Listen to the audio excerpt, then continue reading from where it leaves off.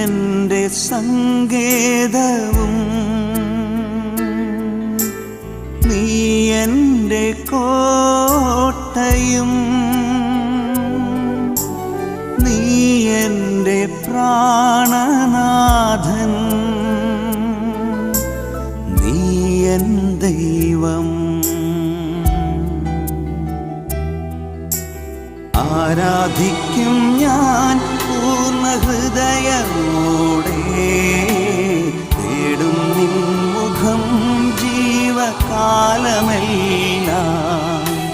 സേവിച്ചിടും ഞാനെൻ സർവ്വവും.